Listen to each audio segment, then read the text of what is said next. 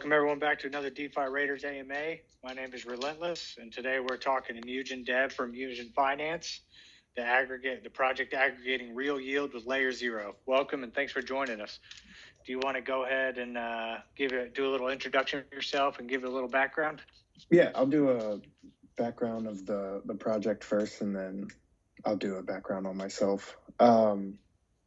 Sounds good. So what the project is basically what you described, or what we're aiming to become is just a protocol that you can get a bunch of different sources of yield from across a bunch of different chains in one place by holding one token. And then by staking that token, you're able to kind of get all that yield funneled back to you easily. You don't have to worry about bridging or doing all these other things. Like, we take care of all of that and handle all of that stuff on the back end. So you can be on one chain and just, am I cutting out or no? It looks like. No, okay, I can hear you just fine. Just making sure it froze for a second. Yeah, you can just be on one chain and don't need to worry about all that stuff. And then we're building out a couple different things alongside that currently. And then we are doing some R&D on some other things that we can get into later.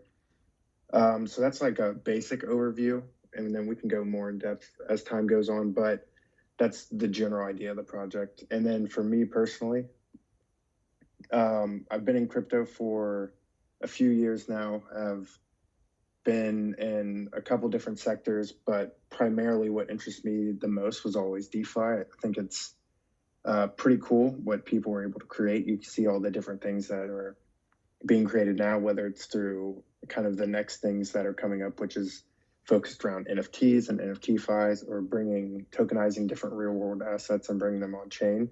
I think there's a large space that is kind of just now opening up, and that's more what I'm interested in. My background is mainly in economics. That's what I went to school for. And then also had a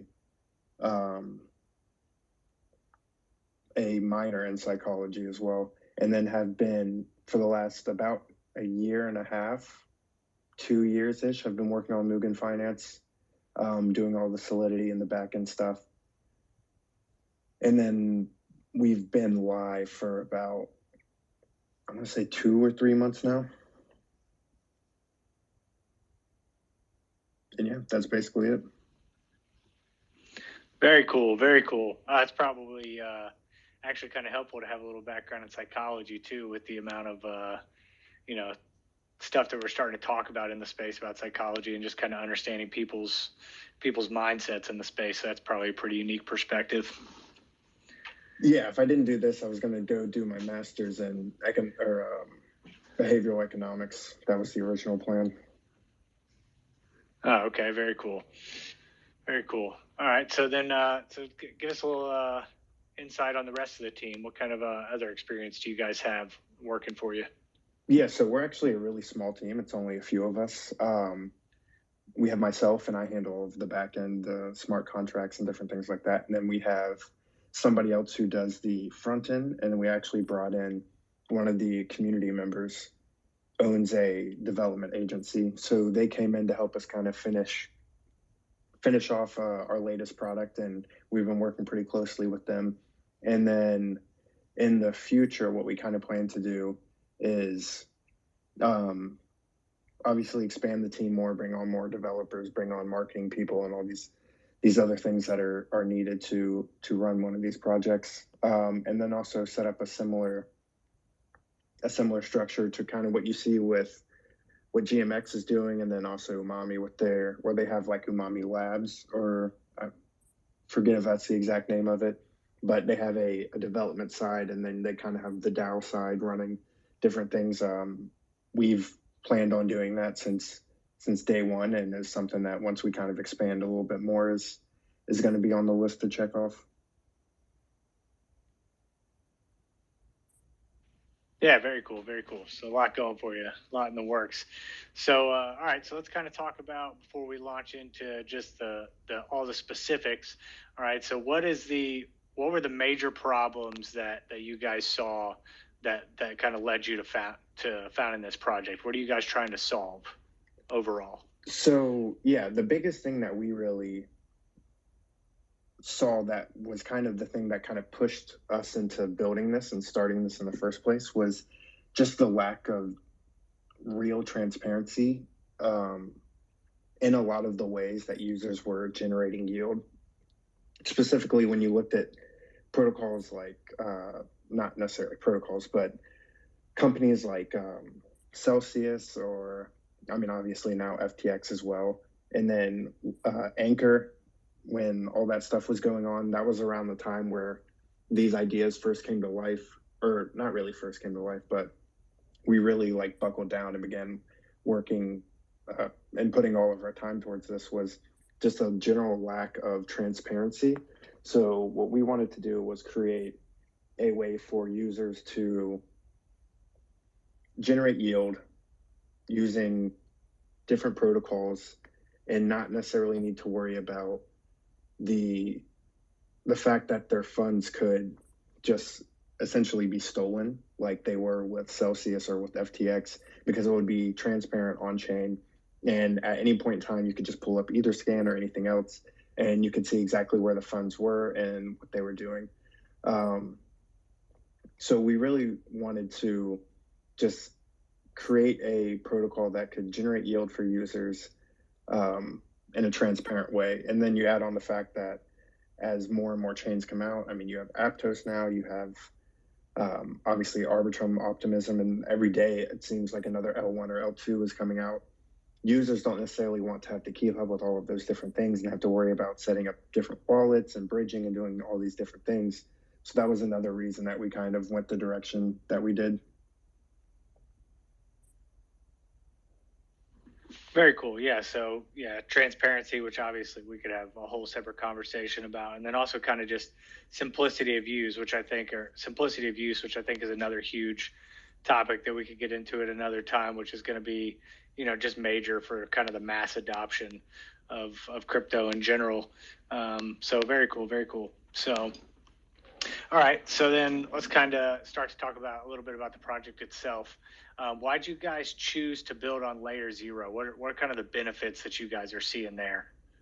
Yeah, so funny, the with all the stuff that's kind of been coming out about bridges in general the last few days. But the reason that we specifically went with layer zero was just because, one, they're super easy to implement. We actually aren't using them right now in our main contracts. Because we're only on one chain, so we don't need them. It's already implemented. We just haven't configured it and done all that stuff. But the reason that we kind of went with them is, one, the ease of implementation, and then two, just it really feels like as we go more and more down the path that we're kind of going down, in being a cross-chain protocol where you exist on multiple chains in one way or another is basically inevitable at this point. Whether it's something like Curve, maybe, where you just have the different exchanges launched on each chain, or maybe it'll be something closer to what we're trying to do, where you have the ability to have a singular set of tokens, like what Mugen could be in the future, where it can easily just be burned on one chain, exist on another, and they're all counted as the same circulating supply. So with that in mind, we kind of wanted to get a jump start on that and go ahead and integrate them from the very beginning. And we're doing that in a few different ways. One, with the token, once we start to kind of open up to different chains, you'll be able to migrate Mugen from Arbitrum to Ethereum to Metis or whatever other chain it may be. But then also with a few of the products, we've integrated them into that as well, through Stargate or just through their messaging protocol.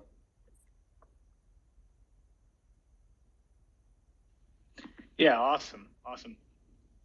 Yeah, I think you're spot on with the inevitability of being cross-chain, and then tackling that problem is a whole other thing, which we'll kind of get into with when we talk about your cross-chain swaps. I know you guys have had a lot of been doing a lot of work there, and I know you had some posts about how it was a bigger challenge than you had expected. So I'm kind of interested to hear a little bit about that. But Yeah, definitely cool to see these things start to like come to light, and start to be implemented, and just the amount of what I could say opportunity that's there.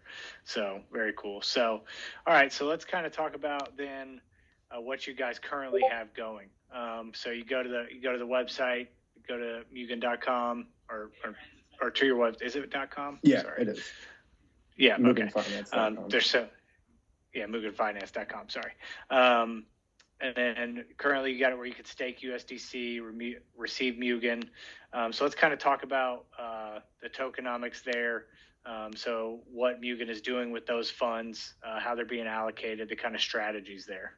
Yeah, so that kind of leads into something else that we're working on at the moment. I'll go into the tokenomics first, and then we can talk about where the funds are going afterwards.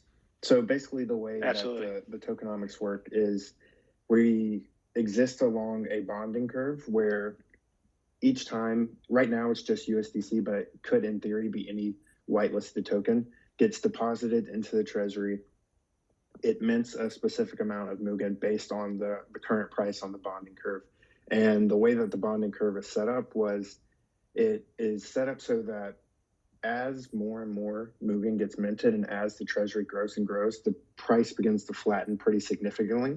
So when we first started, it was at around $12, and now it's at like 158 at the moment. And then as time goes on, just to get to even like $300, it is like a massive increase in the value of the treasury.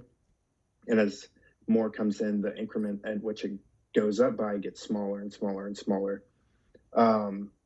So what we end up doing what we do with those funds is we then put them into yield strategies and return that yield back to the stakers of the token. And one of the first questions that people always have is, if you're going to continue to inflate the token, how do I know that my yield isn't getting diluted? And the reason because of that is basically, since it's running along the bonding curve, you're always getting like it's not quite 1-to-1, but it's like the treasury and the market cap of the token always like are closely following each other. So that's like why you don't get diluted, because then all of that money just gets put into yield farms and then it gets returned to you. And then once we start adding in other protocols other products which generate their own revenue, you'll actually be getting more than $1 of yield for every $1 that you put in, because that revenue will go towards the treasury as well, if that makes sense. Yeah, 100%, totally does. So all right, so they put in generating strategies, or I just talk a little bit about kind of like tokenomics and then kind of into some of the fee stuff, right? So it's pretty simple. I mean, obviously it's not that simple, but what you guys are doing with it, right? So for Arbitrum, you got the GMX, GLP strategy, et cetera. What kind of fees are you guys taking? Performance fees and stuff like that? Yeah, so we take a flat 10%, and then that goes into funding development and doing everything else, paying for audits, all that kind of stuff. Okay, so the full other 90% goes back to the users. Yeah, that's correct. Okay, that's pretty cool. So then you don't have to distinguish really between we got a 10% team fee, 5% marketing, blah, blah, blah, blah, blah. It's just flat 10%. That's pretty good. 90-10 split. That's pretty freaking good for someone to manage your money for you. Yeah, and then right now it's primarily just the GLP strategy, and then the other product that I was speaking about that we're working on at the moment will allow us to access basically whatever strategies that we want on whatever chain. And that was part of the reason that we built out the cross-chain swaps, was so that we could do this and we could take in any token and deposit it into these different yield farms. And if we wanted to switch, like say we were in Convex and for whatever reason we wanted to switch to like Fraxi or whatever it may be, and maybe they're on different chains, we can easily do so now that we've built out kind of a piece of the infrastructure that we've been working on. Yeah, awesome. So yeah, so currently you just have the GLP GMX strategies, which on Arbitrum, and so as you guys look to move to some of the other chains that you're looking to move towards, like Polygon and such as that, what kind of strategies are you looking at on those different chains that people are familiar with? Yeah. If you could put that out there. If No. I mean, it's not like we're going after anything crazy. It's just we're not. The way we're going to set it up is like we're going to have a bunch available, but that doesn't necessarily mean that we're going to use them. So, like for instance, the product we've been working on, like any ERC 4620 vault will have access to convex, putting things in convex. We're going to add ribbon, we're going to add silo, morpho, and the ERC 4626 includes like Jones DAO with their new launch. We could deposit into the Rage trade, Try Crypto Vault, Ribbon, Olympus DAO with kind of their range bound stability features. We could just buy Olympus and stake it. So yeah, I mean, it's basically anything that we wanted to add, we could add. So it's kind of hard to list them all. Yeah, no worries. I mean, it's just tons of options, which is really cool. And then so far from in the time that you guys have been up with the strategy that you do have, what kind of returns are you guys seeing for users? I don't know exactly what it is, but just because like I just bought mine and staked it and put it in the auto compounder and just keep it there. But I think it's been between like 20 and 30% in ETH most of the time. I know there's like variations where sometimes it'll go down to like 12, but then other times it'll go up to like 50. So it's kind of in that 20 to 30-ish area. Oh, that's not bad though. I deposit my USDC, get a 90-10 split, and I'm getting paid out in ETH. And if you're really paying attention and thinking about the long-term future of that's a pretty good way to accumulate ETH. Yeah, and that's kind of like one of the things that is interesting about the bonding curve is excuse me one second. Sorry about that. Since the treasury is protocol owned and once it comes in, it doesn't go out. Like if the price of Mugen were to drop significantly below the market value, essentially what you're doing is getting $1 worth of yield for 85 cents on the dollar or whatever it may be at the time. Oh, nice. Okay. Not bad at all. So you mentioned that you guys are using the auto compounders and stuff, and all of that's coming out of the 10% fee. And I get like currently you have like a small team, but have you guys thought about if this grows to a certain size and you have to expand the team? Have you thought about how much you might have to adjust that split in order to remain profitable with all the other factors that go into the amount of things that you guys are trying to do? No, not really. And I think this will, like, I know it sounds like we're getting essentially like we have 3.3 million in the treasury right now, all earning yield, and then we get 10% of that yield, which is it's enough for us to keep going at the way that we are. And then we're kind of waiting to expand once we get some other things up and have the capacity to expand without necessarily needing to change things. Like where we're at now, I know personally it feels really slow for us, and I'm sure on the outside looking in, it feels like we've been moving really slow.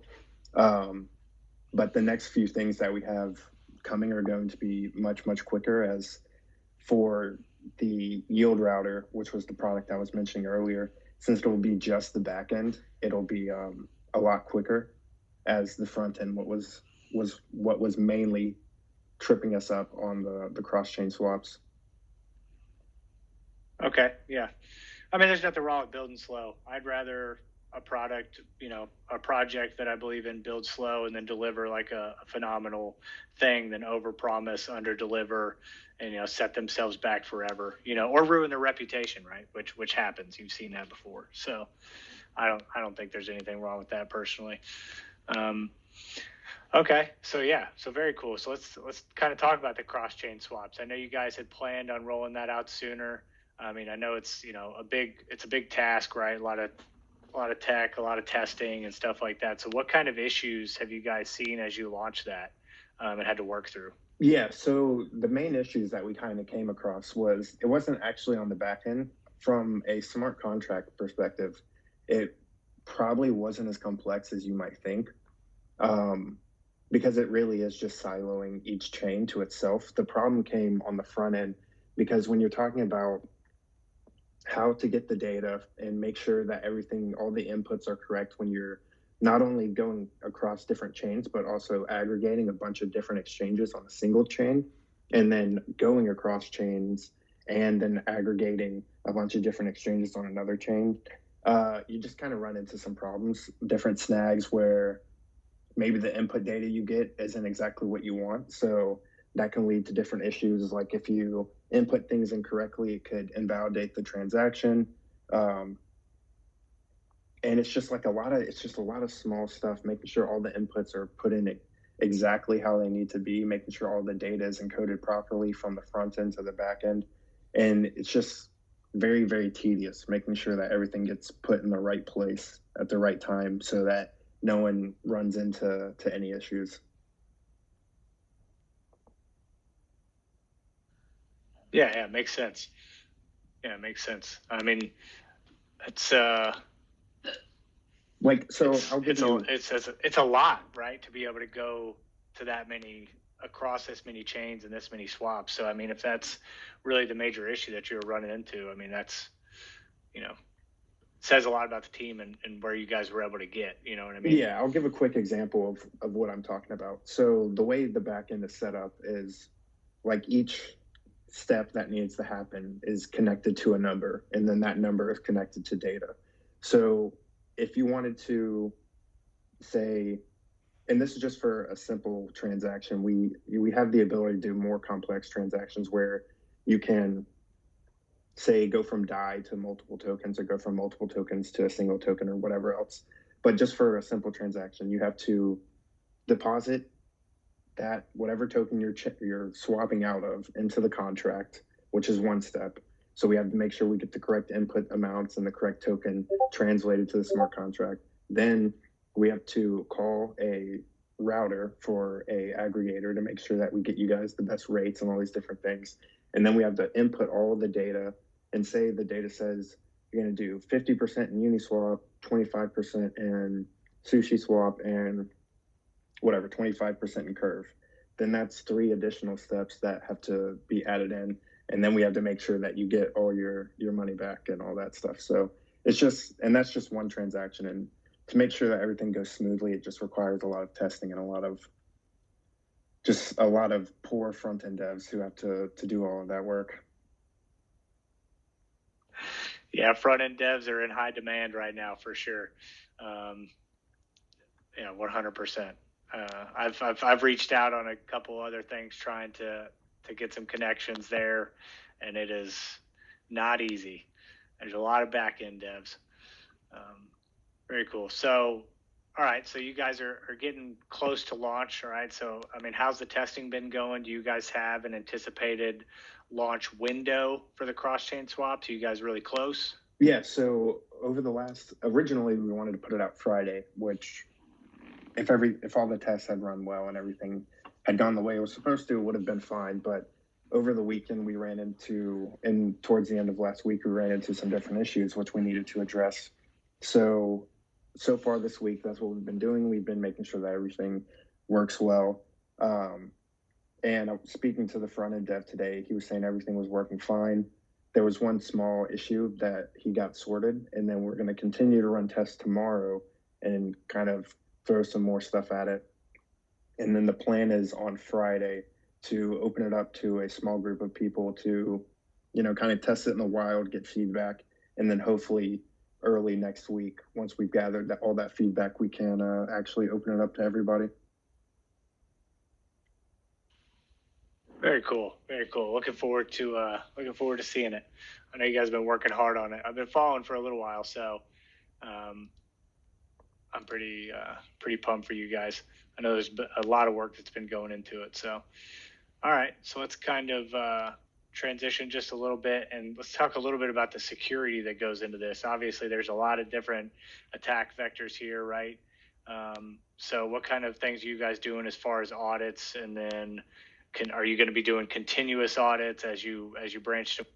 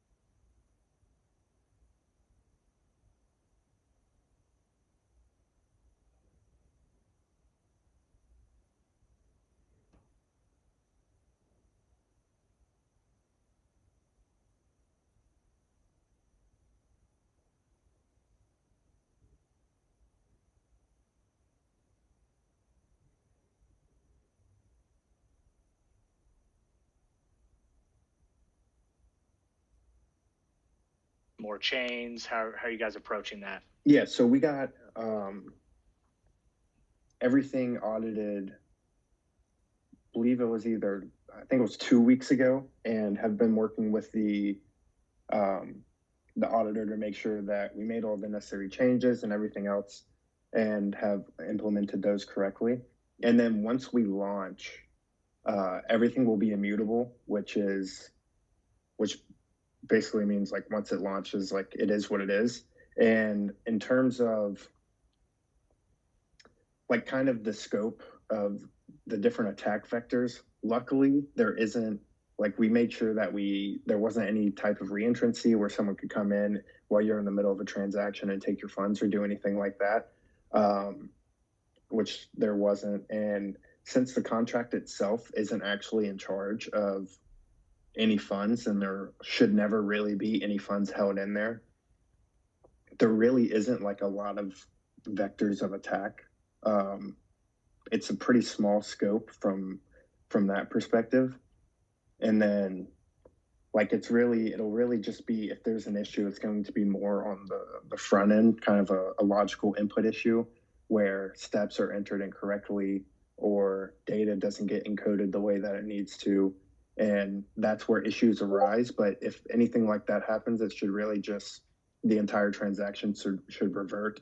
So there really wouldn't be any loss of funds except for potentially like the cost of gas, which luckily on Arbitrum and some of these other changes is super cheap. Yeah, cool. Makes sense. So, and then speaking of kind of like, losing money and stuff like that or whatever, you, for your project, right? So the treasury, once users deposit money into there, and I'm just kind of thinking like attack vectors losing money, right? As you kind of mentioned that. The protocol owns the liquidity then, right? So after they deposit, right? And it's all DAO or controlled by the DAO, right? So how do you guys kind of, you see this kind of transition of projects saying, we don't own your liquidity, right? It all happens from your wallet, yada, yada, yada. But with you guys, it's once they deposit it, they get the Mugen token, and then it's all controlled by the treasury and the DAO. So what's your kind of reassurance there to users like, hey, we're taking care of your money. Yes, there's obviously going to be risk involved with that, but how do you kind of break through that, that wall of people who don't want to invest in projects with protocol and liquidity and not be able to control their own? Yeah, so there's a few things. There's like a few different parts to that question. The first part is in exchange for depositing, you get a token, which you can sell at any point in time on the open market. So there's always and that's another thing that we're going to focus on with the revenue generated is making sure that we're building up liquidity so that people can leave at any point in time. And if they're dissatisfied for whatever reason, they have the ability to just sell their token, recoup funds, and move on.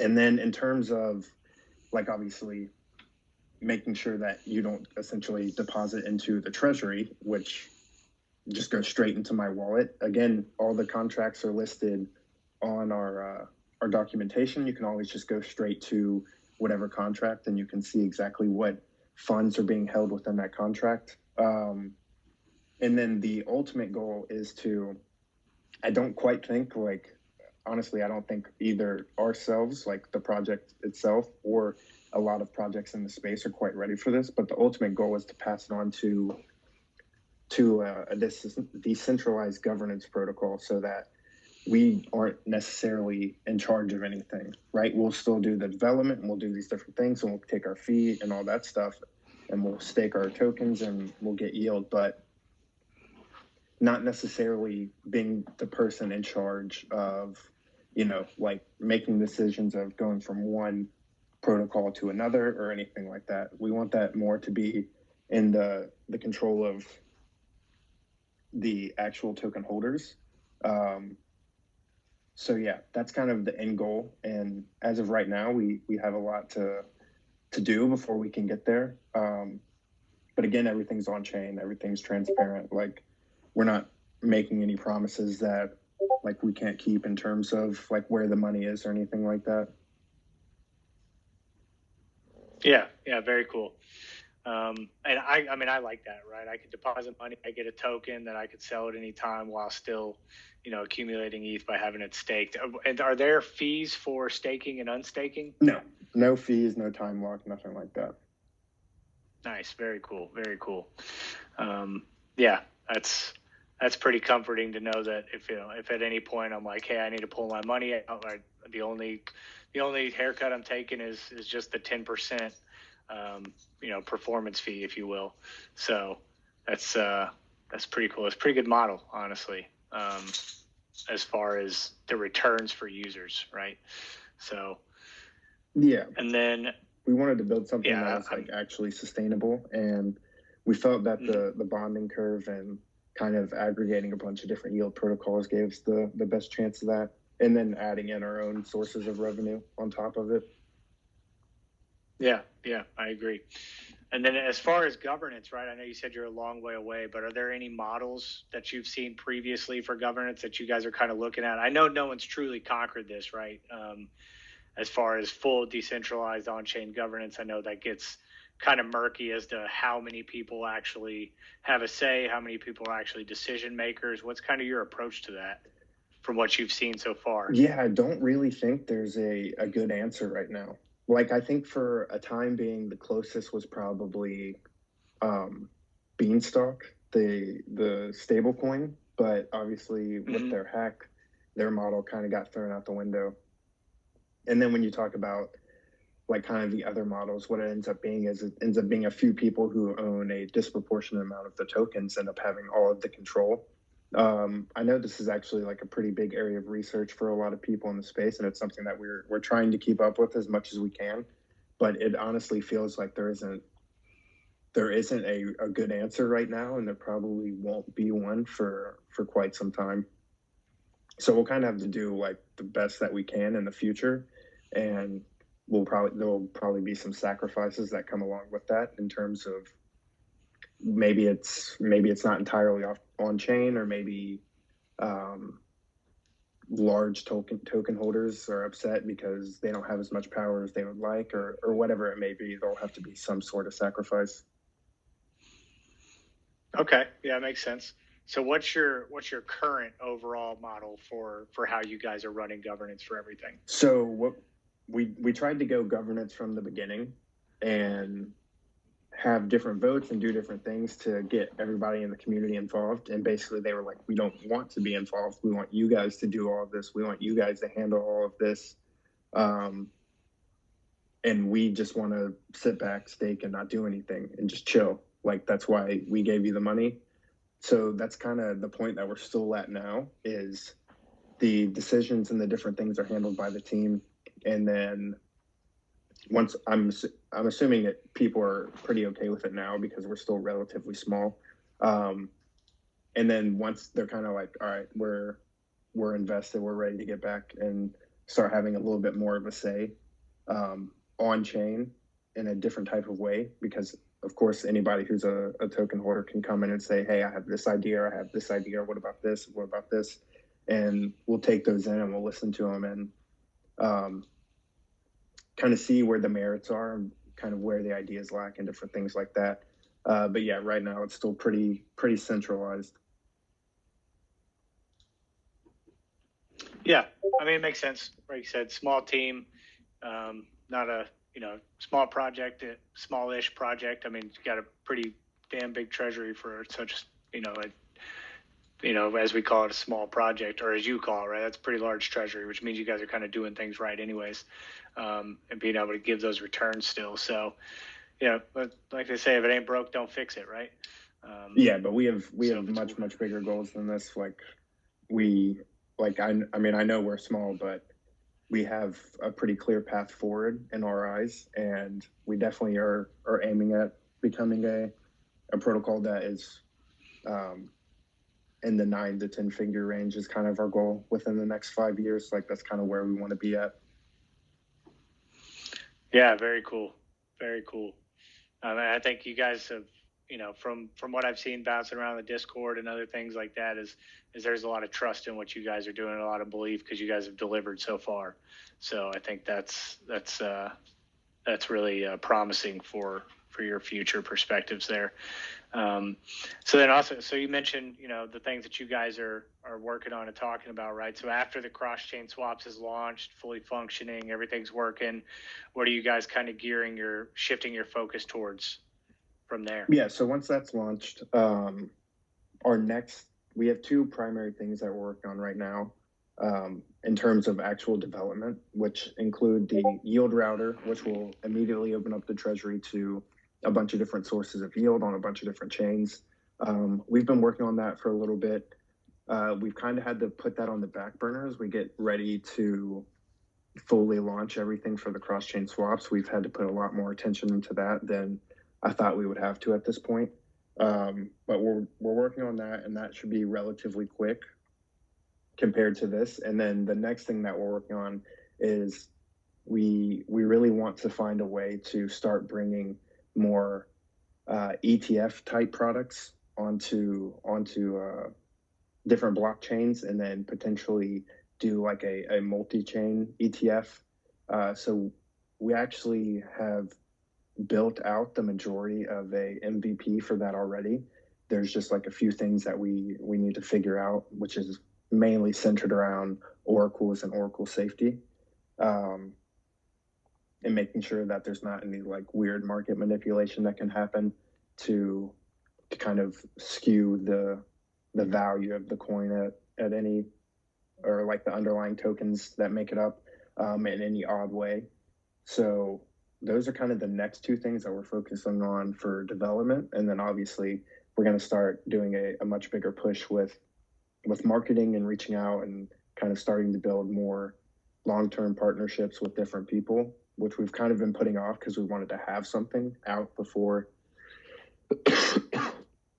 excuse me, before we really started pushing on that end. And now with these things coming up pretty soon, including the two products I spoke about, they won't take that long. That's kind of another thing that we're really going to focus on, and then from there start expanding out the team and making sure that we can move a little bit quicker. Yeah, very cool. Interested in what you guys roll out for the ETFs. I know we're seeing a lot of the moves towards asset management, right? Which is, a huge thing for wide scale adoption, right? People want to, if they're going to move to this as their primary means of financial management, they want a product that they can look at like the Northwestern Mutuals, right, of crypto, right? So I can give this person my money and this is what's going to happen. And these people are going to manage my money. So what kind of shift are you guys going to have as far as team wise? Because asset management's no easy undertaking, right? So are you guys working with anybody else, talking to other projects who are already kind of doing that, or what's kind of your approach there? There's a few projects we're kind of looking at. We haven't reached out to anybody yet.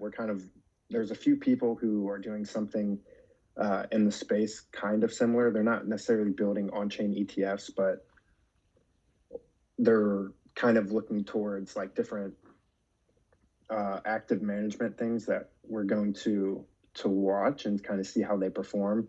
And then if they end up doing well, we can reach out and we can build some products together with them. But for the ETF that we're originally thinking of, it's more of like a kind of closer to a index token, where it's just a basket of different assets that you can have.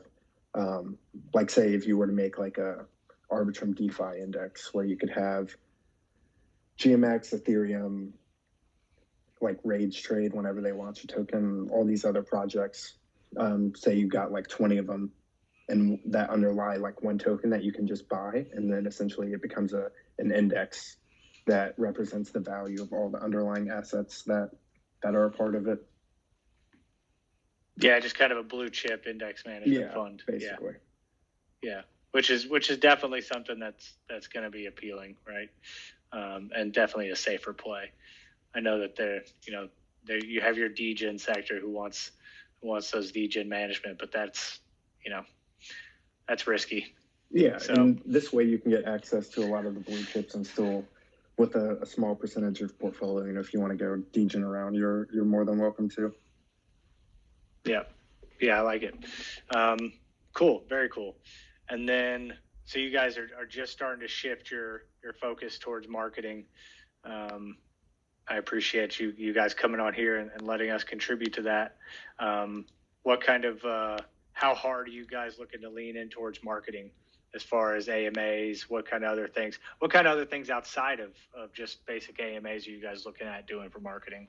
Yeah, so the plan is to go, like, this is something that we've definitely neglected as we've kind of been heads down for a number of reasons, mainly just because we've been developing, but then also just poor market conditions. Like, there wasn't a lot of interest there in general. Like, a lot of people were leaving the space, so it almost felt at times like screaming into the void.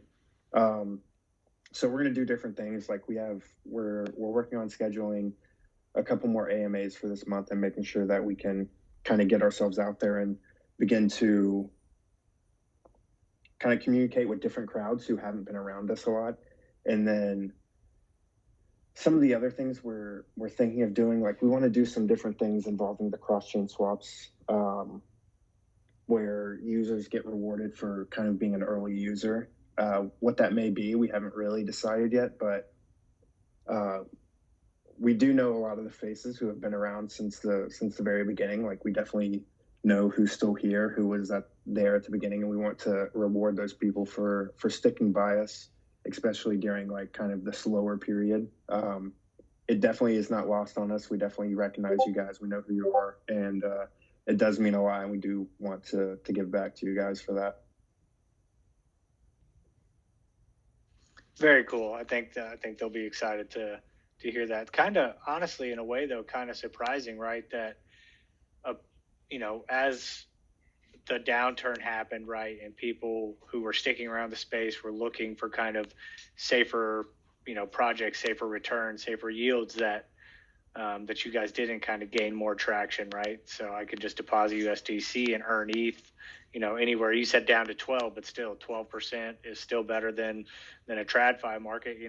My 401ks, whatever, or any of the funds that I'm in, you're looking at 8% average on a good year, right? So it's kind of surprising that you guys didn't garner more kind of notice there with being able to get 20 to 30% returns in ETH during a down market. So, well, that actually brings up another thing that we're gonna try to do. One of the primary reasons for that was just at the beginning there was a lot of confusion about the mechanisms behind it, and we saw a lot of different information that was being put out that was just, especially by some bigger accounts, that was pretty just blatantly incorrect. But that primarily falls on us for not putting out the correct information so that it was super clear as to how everything works. So another thing that we're going to try to work on is putting out more educational content, being more active on socials with these different things, rewarding community members for putting out different pieces of educational content. There's a lot of different things that we can do. Yeah, very cool, very cool. All right, well, I think the educational content will be huge. That's a question that gets asked in a lot of these is what are you guys going to do to provide education, right? I think that's a big thing that is, generally lacking, but being able to push that out and make it easy for potential users to understand will be huge for you guys. So, and then, well, I guess that, looking through here, I guess that kind of covers generally the questions that I had. We got about 10 minutes left, so I want to see if anybody out there in the audience has any questions. Raise your hand. We could bring you up here. Sometimes we get an active audience. Sometimes we get a quiet audience. You never know. No, I get it. I used to be one of the guys who would just creep in AMAs and would never ask anything. Yeah, same. I listen in and I have questions and then I don't ask them. Probably just because early on I would raise my hand and I wouldn't be picked, and I'm like, well, there's 30 other people doing it. Yeah, so. The bull market AMAs when there's 2,000 people in it and everyone wants to ask questions. Yeah, it's annoying though. They ask the questions that have already been answered, so it takes up all the time. But all right, well, if there's I don't see anybody out there in the audience with any questions. So I guess what I like to do kind of towards the end is just kind of turn this over to you to put out your last message, whatever you want to say to put out there about the product. Yeah, not much, honestly. I feel like we've been talking about it for so many months at this point. Just more than excited to finally get it out and kind of get moving on the next thing, and just basically let people know, yeah, I know we've been a little bit quiet recently, but we're not going anywhere. We've had plans to be here for quite some time. Yeah, very cool. I'm excited to watch it progress. Excited to see you guys roll out the cross-chain swaps and get your marketing going and get some more attention on it. So I appreciate you giving me the opportunity to interview you. This has been awesome. Yeah, just thanks. I really appreciate your time. No, thank you guys. Thank you guys for having us. Yeah, absolutely. And then I will send you a couple different people that I trust that you can reach out to and work on maybe some AMAs with them. And some people with a bigger reach than me, but just a couple people that I trust and I think that you would like talking to. So yeah, that sounds perfect. I would appreciate that. Yeah, 100%. All right, well, I'll go ahead and close this out then. So, all right, thank you. All right, thanks so much. Thanks so much, everyone, for tuning in. Grateful for your time and support. Look forward to doing a lot more of these with you. Thanks again to Mugen Dev here from Mugen Finance for spending his time with us and breaking down the project. So if you're hearing this now on YouTube for the first time, do us a favor, hit that like and subscribe button to help us expand our reach. Once again, I'm Relentless from DeFi Raiders, and we'll see you next time.